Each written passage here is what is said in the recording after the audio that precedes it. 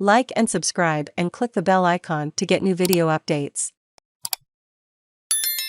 Not blessed, but privileged. Why Morrison'S election debate comment angered so many this week. Posted 10 hours ago. Updated 6 hours ago. Autistic disability rights advocate Michelle Swan was frustrated when she heard Scott Morrison say he was blessed that his children Hayden T had to deal with a disability in Wednesday's leaders' debate.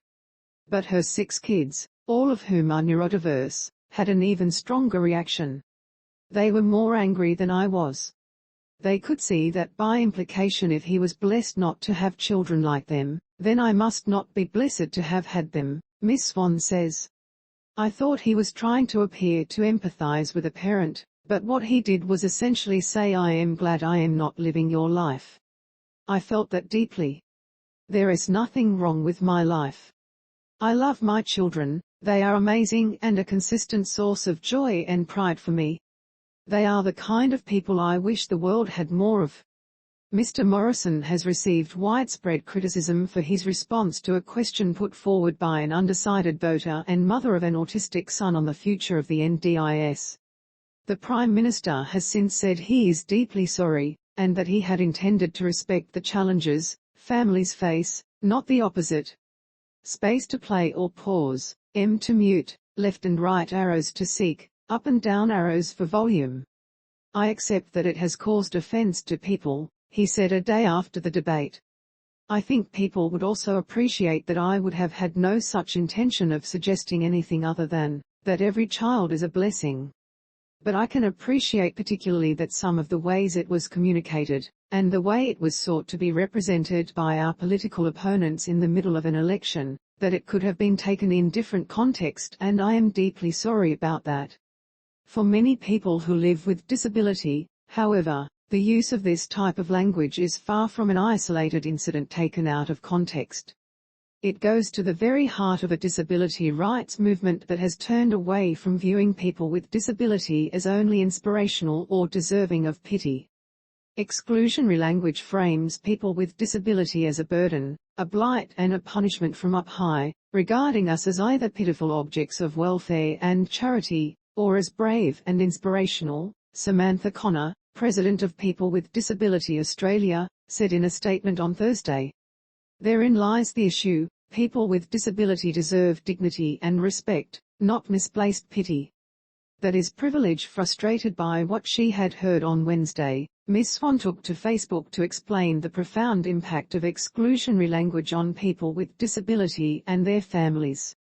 When disabled children grow up only hearing disability spoken of negatively, the result is that they internalize that information, she wrote. They struggle to self-advocate for their needs because they think they are an inconvenience. They don't develop a healthy sense of their own worth. It is a form of trauma that has long-lasting consequences on their lives. The mother of 6 told the ABC that Mr. Morrison isn't blessed, but instead privileged. Scott has access to resources, information, advisors, and communities that could help him to understand better and to do better, she says. He is not disabled and doesn't have disabled children. He doesn't understand our lives or our needs. He doesn't have to tell the most vulnerable and intimate details of his life repeatedly to complete strangers and then rely on them to accurately convey their needs to another set of complete strangers, waiting months sometimes for an answer, in order to access the basic equipment and support he needs to be able to leave his home in the morning. That is privilege. Viewing disability through different lenses. Curtin University professor Katie Ellis, who researches disability representation in the media, says Mr. Morrison's comment is a clear example of the tragedy model of disability.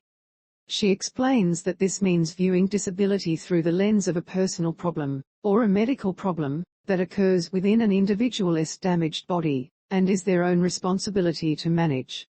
The only way we've been taught to view disability is that it is a tragedy, and particularly, that it is a tragedy for families to solve, she says. Instead, Professor Ellis says, leaders should be discussing disability through the social model lens. This way of viewing disability arose in response to the medical and tragedy models and puts the responsibility back on society to be accessible to all people. Read more in the social model of disability. We separate the body from society, so while there may be an impairment in the body, it is the way society reacts to that body and the impairment that can either be disabling or enabling, she says. This may include building accessible spaces or providing